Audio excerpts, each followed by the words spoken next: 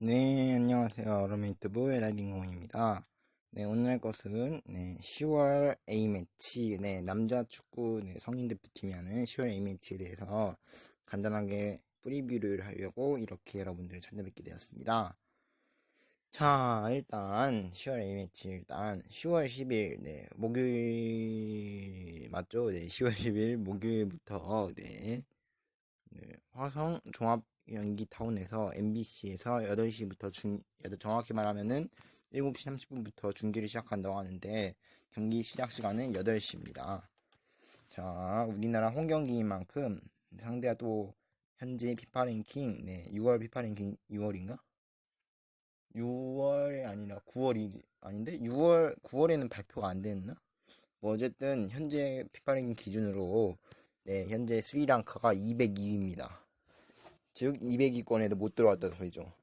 피파 현재 가입된 피파 나라 수가 210이었나 200 약간 넘어갔는데 202위라는 것은 확실히 하위권 중에서도 하위권, 즉 꼴찌 중에서도 꼴찌 그룹이라는 겁니다. 우리 입장에서는 부담을 가지고 하는 것보다는 그래도 최대한 스리랑카전에 골을 많이 넣고 쉴 수 있는 주전 선수들은 좀 쉬게 해주는 게 맞을 것 같습니다. 근데 또 스리랑카가 방심할 수 없는 게 스리랑카가 우리는 한 경기만 현재 치렀지만 스리랑카는 두 경기를 치렀죠. 첫 번째 투르크메니스탄전에서 비록 2대0으로 패하긴 했지만 그래도 투르크메니스탄 상대로 2대0이만 선전한 거죠. 202위 팀이 투르크메니스탄이 130 몇인가 그 정도 됐었는데 70위 정도 차이가 나는데 그 정도 했다는 건 대단한 거죠. 그리고 북한이랑 경기도 무승부로 끝날 뻔했지만 1대0으로 북한 이겼습니다. 두 경기 다 패배하긴 했지만 스리랑카 입장에서는 그나마 선전하게 패배했다는 게 좀 좋은 것 같습니다. 자, 근데 10월 5일 바로 얼마 전에 평가전을 했습니다. 말레이시아랑 토요일날 평가전을 했는데 A매치가 5일 남은 상태에서 왜 평가전을 한지는 저도 솔직히 모르겠습니다. 뭐 어쨌든 말레이시아 원정을 갔는데 말레이시아가 강팀이고 물론 스리랑카 입장에서는 강팀이고 원정인 걸 감안해서 한다 해도 6대 0이면은 심하게 맞은 건 확실한 것 같습니다. 일단 방심할 수 없는 게 근소한 차이로 투르크메니스탄, 북한 두 팀 다 까다로운 팀이었죠. 그리고 투르크메니스탄은 우리가 2대 0으로 이긴 팀이죠. 근데 2대 0으로 졌기 때문에 스리랑카도 절대로 방심하면 안 되는 팀인 건 확실합니다. 자, 이어서 북한 경기인데 북한 원정을 갈 예정인데요. 10월 15일 화요일 김일성 경기장에서 현재 예정이 되어 있습니다. 5시 30분부터 KBS2에서 할 건데 북한 같은 경우는 모든 국제 경기 같은 것을 5시 30분을 기준으로 정해놨기 때문에 우리 시간으로도 시차 없이 즐길 수 있을 것 같습니다. 시차가 났으면 옛날 표준시로 했으면은 북한이 30분 정도 빠르니까 30분 정도 빠르죠. 빠르니까 우리 시간 6시? 맞나? 6시? 아닌가? 우리 5시구나. 몰라. 어쨌든 차이가 30분 정도 났을 겁니다. 북한도 레바논 경기에서 2대0으로 이기고 스리랑카 경기에서 1대0으로 이겼습니다. 자, 그러면서 북한도 2승을 달리고 있기 때문에 우리 입장에서는 스리랑카전보다는 냉정하게 봤을 때는 북한전에 북한 원정이기도 하니까 상당히 주의할 필요가 있습니다. 북한 원정에서 일본이 간신히 1대0으로 이겼고 사우디아라비아도 간신히 1대0으로 이겼거든요. 그만큼 북한이 북한 원정 경기는 절대로 무시하면 안 되는 경기입니다. 같은 날에는 뭐 스리랑카 대 레바논의 경기가 열릴 예정이고 스리랑카 전에서는 같은 날에 레바논과 투르크메니스탄 경기가 열릴 예정입니다. 자, 명단은 이대로 이렇게 나왔고 자, 그리고 11월 A매치 같은 경우는 레바논이랑 현재 예정이 돼 있고 레바논 원정이기 때문에 상당히 조심해야 합니다. 그리고 그 레바논 원정 끝나고 현재 예정돼 있는 거는 브라질과 그 중립 경기를 할 예정인데 홈 경기를 가질 수도 있기 때문에 우리는 브라질과 아직 한 것도 확정짓지 않았거든요. 그건 좀 더 상황을 봐서 11월 A매치 때 설명해 드리도록 하겠습니다. 자, 명단은 뭐 이렇게 나왔고 전체적으로 달라진 건 없는데 수비수에서 이재기 선수가 새로 들어오고 김문환 선수가 복귀했고요. 그리고 미드필더에는 뭐 남태희 선수가 오랜만에 또 A매치 대표팀에 들어왔습니다. 자, 그거 이외에는 크게 달라진 건 없는데 공격수에 이정엽 선수가 빠진 것 같네요. 일단 전에는 투톱으로 가져갔지만 공격수를 좀 적게 뽑은 거 보니까 아무래도 이번에는 원톱으로 벤투 감독님이 할 생각이 있는 것 같습니다. 언제까지나 제 의견이기 때문에 경기 당일날 그때그때에 따라 좀 달라질 수 있습니다. 아무리 네, 알겠습니다. 자, 프리뷰가 너무 길어졌네요. 여기서 마치는 게 맞을 것 같습니다. 자, 그러면은 본격적인 스리랑카전 리뷰 들어가도록 하겠습니다. 네, 일단 뭐 나왔는데요. 일단 뭐 골키퍼의 조현우, 그리고 목백의 홍철, 김민재, 공경원, 김문환, 이강인, 백승호. 그리고 손흥민, 남태희, 황희찬, 원톱에 김신욱 선수가 자리 잡게 되었습니다. 일단 제가 느끼기는 저번 조지아전과 마찬가지로 좀 더 실험적이라는 느낌이 확실히 들죠. 오랜만에 조현우 선수가 이 매치를 출장하고 벤투 감독님이 언급한 대로 손흥민 선수가 선발로 나왔고요. 다시 원톱으로 돌아가서 김신욱 선수가 높이 경쟁에서 싸워줄 예정인 것 같네요. 그리고 오랜만에 남태희 선수가 라인업에 포함됐고 요즘 핫하다는 핫스타 황희찬 선수도 넣었습니다. 그리고 뒤에서 빌드업을 과정해주면서 상황에 따라 공격도 해주는 이강인 선수랑 백승호 선수 역시 앞에 있는 네 선수한테 패스를 제대로 넣어주는 게 이 두 선수의 목표인 것 같습니다. 자, 일단 확실히 어떤 의도로 가져왔는지 뚜렷하네요. 그리고 상황에 따라서 포메이션 같은 거는 경기 중에 바뀔 수도 있기 때문에 벤투 감독님 특성상 바뀔 가능성도 있을 것 같아요. 일단 황인범 선수랑 김영권 선수는 스리랑카전에서 제외됐기 때문에 이 두 선수는 절대로 나올 수도 없고요. 나오더라도 다음 북한전에 등록이 된다면은 나오겠죠. 어쨌든 23명의 선수 중에서 11명의 선수가 대표로 나왔습니다. 자, 이렇게 됐고요. 가야죠. 네, 안녕하세요. 여러분 유튜브 레딩공입니다. 오늘 할 것은 10월 A매치 목요일 스리랑카 결과가 나왔습니다. 경기는 어제 있었지만 12시에 찍고 있습니다.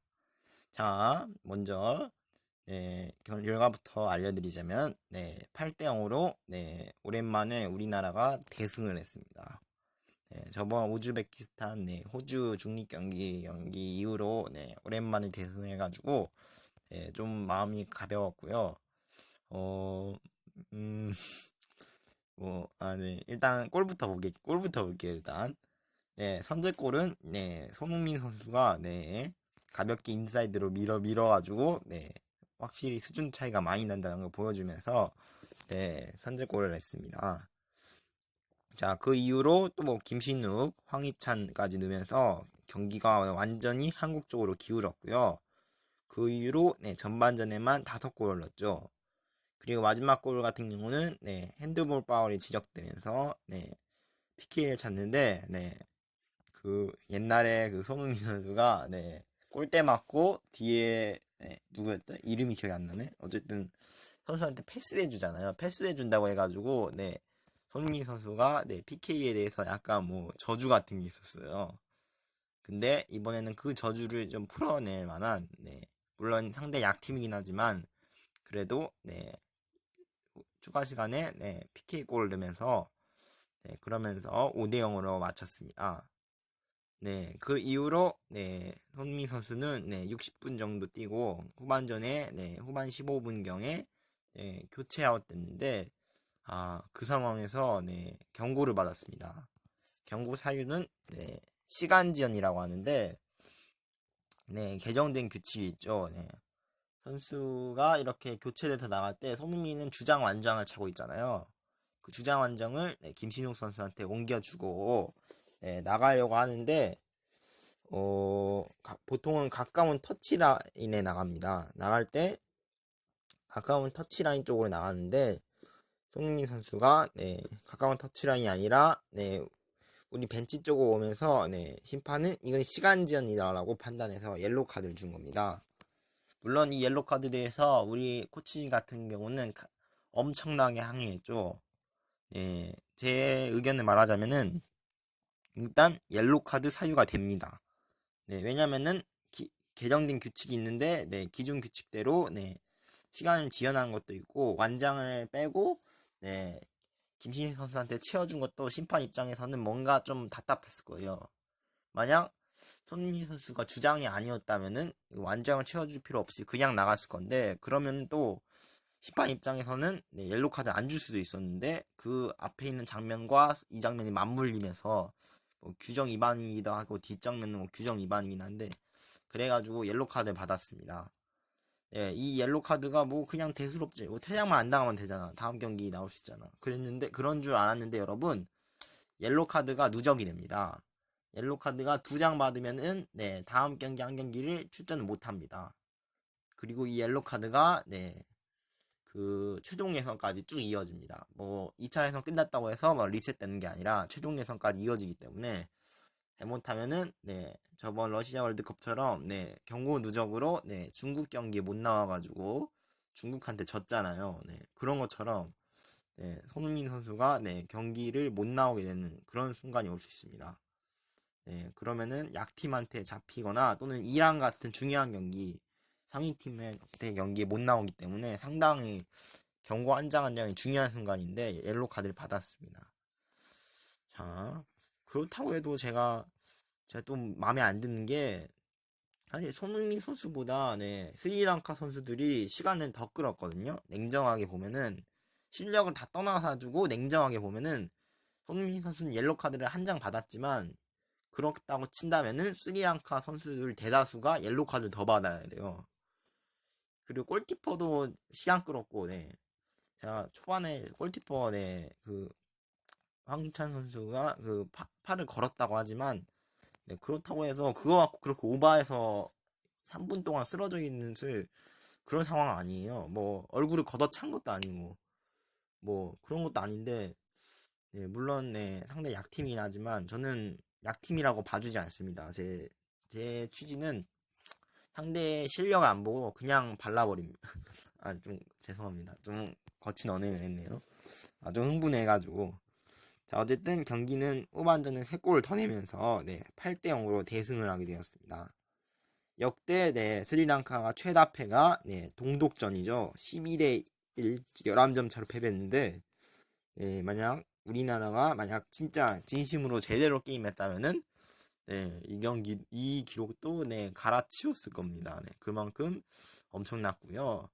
뭐 별로 이게 엄청나지 않은 게 네, 이란이 네, 같은 시간이 아니구나. 같은 데이에 열렸던 네, 이란과 네, 캄보디아의 경기에 네, 이란이 캄보디아를 14대 0 아니 14대 0은 진짜 인간이 아니죠 솔직히 14대 0은 뭐 진심으로 한 것 같은데 14대 0이면 진짜 울고 갔을 거예요. 저라면은 만약 제가 캄보디아 선수였다면은 저는 울었을 거예요. 그 자리에서 진짜 14대 0이면은 8대 0도 지금 울만한데 14대 0이면은 네, 심각하죠.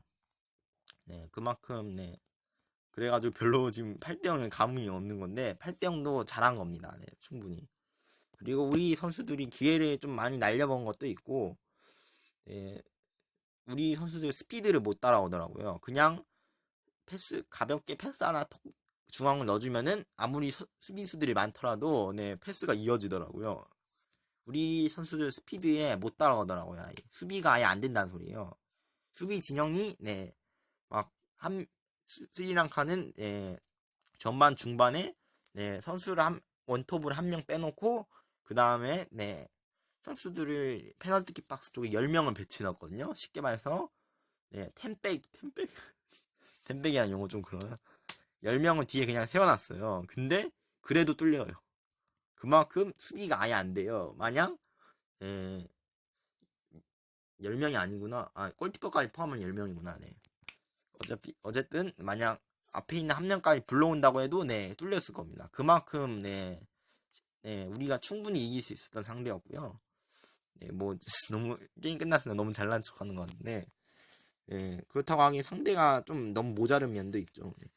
스리랑카 입장에서는 뭐 최다 패 기록을 네, 최다 골 패배를 안 당했기 때문에 뭐 그거야말로 스리랑카 입장에서는 다행이죠. 잘못하면요 호되게 당하면서 털릴 뻔했는데 네, 다행인 거죠. 네, 원정 왔으면 이 정도면 괜찮은 거죠. 스리랑카 입장에서는. 자, 어쨌든 이것보다 더 중요한 점 다음 경기가 북한전이죠. 북한이 협조를 많이 안 해주고 있답니다. 네. 중계료도 비싸게 받아먹고 있고, 네. 육류로 가도 되냐고 물어봤는데, 네. 그것도 지금 대답이 없는 거 보니까, 네. 중국을 통해서 경유해서 가야 합니다. 만약 엄청난 자연재해 때문에, 만약 지연되면은, 그 지연된 만큼, 네. 북한은 책임이 없죠. 자연재해는 당연히 자연적이지만, 그렇다고 해도, 네, 상당히 북한한테도 약간의 도의적 책임이 있을 그런 여지가 있습니다. 자, 북한은 우리 한 경기 쉬었습니다. 네, 우리가 스리랑카랑 게임할 때 북한은 쉬었습니다. 자, 레바논이 그리고 2대1로 투르크메니스탄 이겼고요. 네, 그러면서 북한, 레바논, 한국의 3파전이 예고된 것 같고요. 여기서 만약 우리 이긴다면은 네, 이제 확실히 이제 다음 레바논전을 이제 준비할 수 있게 되는 거죠. 11월 A매치 때. 네. 자, 어쨌든 네. 그렇게 됐고요. 스리랑카가 네. 슈팅을 하나도 못했습니다. 정확히 말하면은 네. 페널티킥 박스 안에 들어오지도 못했습니다. 정확히 말하면 제대로 된 공격을 못했다. 네. 실력 차이가 많이 났다는 게 확실히 보였습니다. 자, 어쨌든 일단 북한전을 이제 마음을 추스리고 준비하고요. 네, 북한의 엄청난 응원을 일단 감당해야 하고 또 인조잔디도 네, 감당해야 하고 네, 벤투 감독님 입장에서는 최대한 북한 늦게 들어간다는데 큰 자연재해가 없는 한 네, 경기는 네, 북한에서 네, 약간만 훈련하고 네, 호텔은 고려 호텔에서 묵는다고 하네요. 자, 어쨌든 여러분들이 기다리신 북한 원정 화요일 5시 30분 KBS2에서 중계 예정인데 이 중계도 아직 확정난 게 없습니다. 북한이 중계권료를 강하게 요구하고 있어요. 중계권은 네, A매치 하는 그 나라가 갖고 있는데 그 나라가 요구하는 만큼 네, 내야 돼요. 네. 그게 네, 단점입니다. 자, 어쨌든 여기까지 하겠습니다. 네. 북한전은 네, 따로 리뷰해 드릴 거니까 많은 시청 부탁드립니다. 빠이.